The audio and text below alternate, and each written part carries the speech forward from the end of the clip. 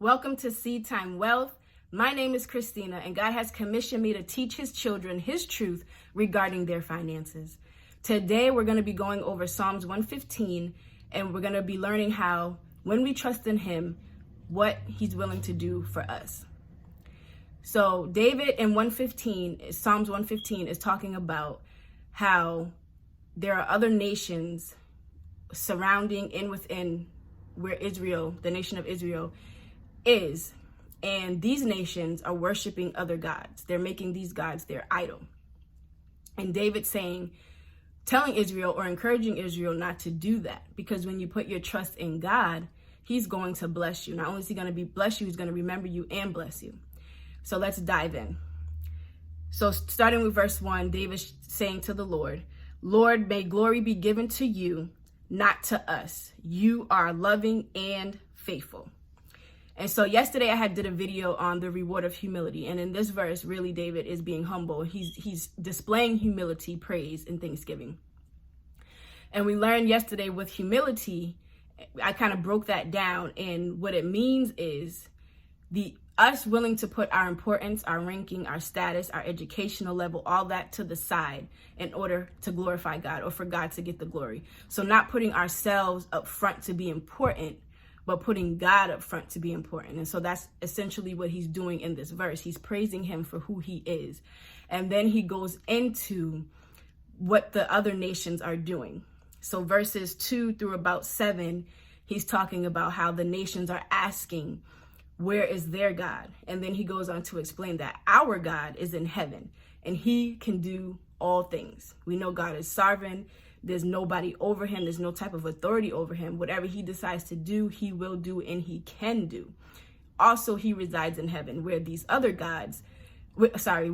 nations are asking where are their gods, because their gods that they're serving have no life in them. So they're watching the God of Israel perform these miracles and do these things, but their gods aren't doing anything. So they're questioning where is their gods. And so David goes on to explain that their gods are statues that are made out of silver and gold. They're made by men. They have mouths, but they can't speak. They have ears, but they can't hear. They have throats, but nothing comes out of them. They have noses, but they can't smell. They have feet, but they can't walk. They have hands, but they can't feel. So he goes on to say that there's no emotion in them. There's no life in them. They're not alive. They can't do anything. Right? But they're worshiping these things. They're idolizing these things that can't do anything for them. And today, we don't necessarily, there is idol worship, certain countries and certain people definitely through certain religions and things that they do. But what is our idol, especially in the body of God? What is our idol? What has the enemy what has the enemy deceived us into believing our idol should be? Money, right? We're programmed from a young child all the way into adulthood, from our parents, our caretakers, our teachers, adults that take care of us, society. What does society say? What does everybody say? Work hard, go to school, get your education, and get a good job. More than likely, because of inflation and the fact that society doesn't teach you to be fruitful in your gifts, to start businesses and to do the things that multiply your money, to do the things that help you increase, right? We're working ourselves to death. We're working long days, long hours, commute is long, the day is just long. And ultimately what ends up happening is we don't have time to worship God. Sunday is usually our only day to worship him. Not judging anybody, I'm speaking truth. I've been there. Sunday usually is the only day we have time, or we feel like, even sometimes we don't even feel like doing that because we're so tired. Not to mention work, family, kids, spouses, extracurricular things.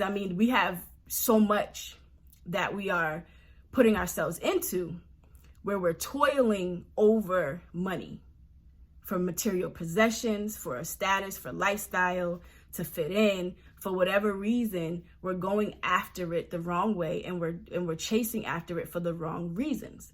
And so God is saying he's tired of that. He wants his children. He's saying he didn't create us for that. He created us to be in relationship with him, and he wants his relationship with us, and he's pursuing us as a body for that relationship.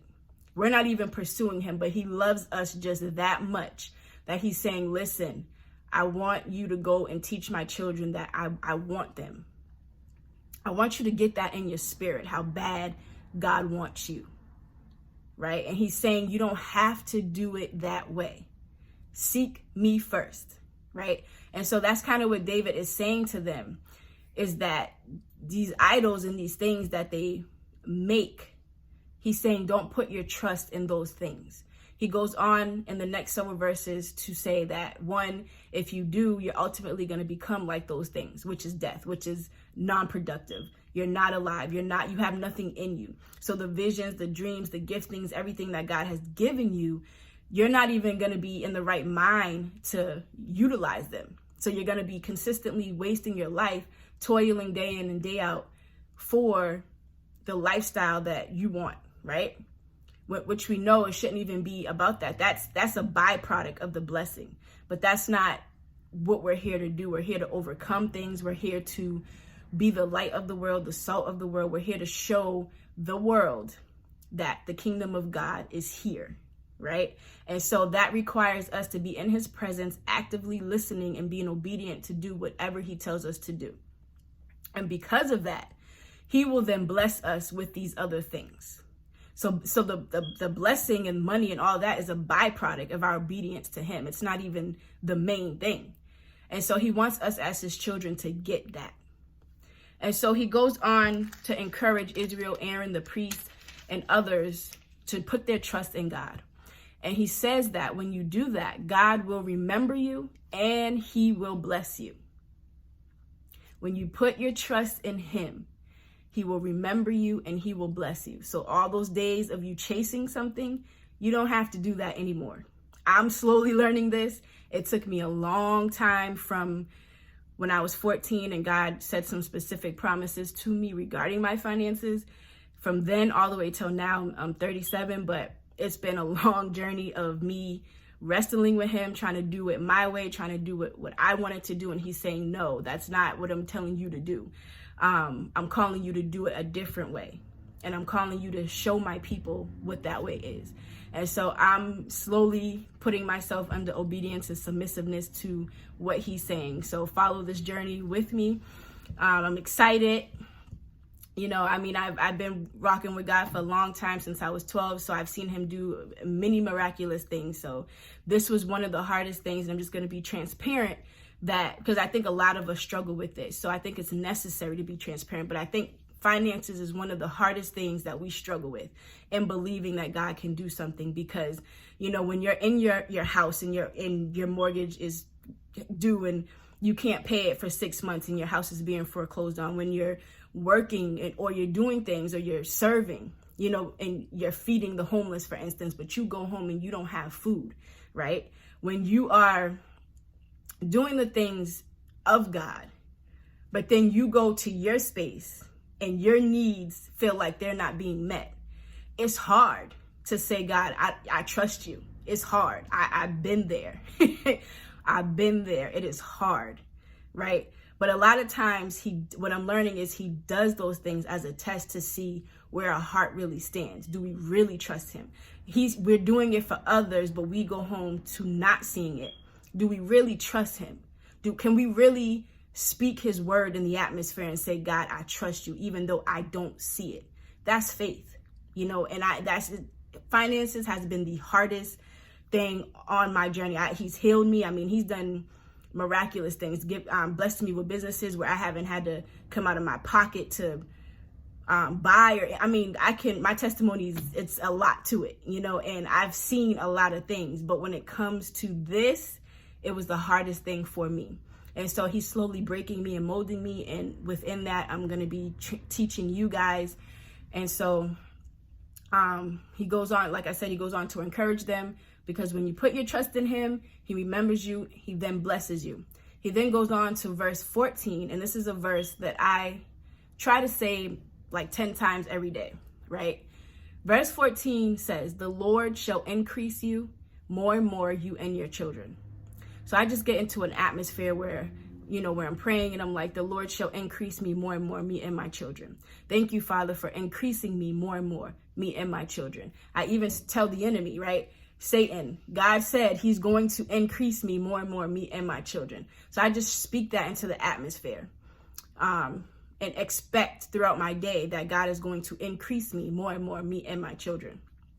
And he goes on to say, may the Lord bless you. He is the maker of heaven and earth. That's significant because he's saying he's in control of everything. He owns everything and he controls everything. So there's nothing that he can't do for you. The highest heavens belongs to him, and he has given the earth to humans. He has given this earth to us to dominate in. That's all the way back in Genesis when he put that blessing on us. So we should be dominating in this earth, showing the kingdom of darkness what the kingdom of heaven looks like. And we're failing. We're failing miserably. One of the reasons is because we're chasing after things God has said he was going to give us, right? That's like someone saying, I'm going to bring you dinner tonight. You don't have to buy dinner. I'm going to bring you dinner tonight. But you go to the restaurant and buy your own dinner anyway, because you don't want to wait for that person, or you don't want to trust that that person is really going to do that. I mean, it's kind of backwards when you think about it, right? And so I encourage you today to start getting in a mindset where you are meditating on the fact that God is in control. He's going to bless you. He will bless you. He will increase you. He will do the things that you desire of your heart if you seek him first, if you put your trust in him first, if you're obedient to him first. Meditate on the scripture, Psalms 115:14, and just meditate on Psalms 115 just as a whole, just to get in your spirit that nothing else in this world can do what only God can do for you. Be blessed. Come back tomorrow for another video. Definitely like, comment, anything that you're thinking that you're struggling with financially as a believer, anything, you want clarity on in the word when it comes to finances, and definitely subscribe for more videos. We're just getting started. It's going to get better. You want to come on this journey with us. And so definitely subscribe. Have a blessed day.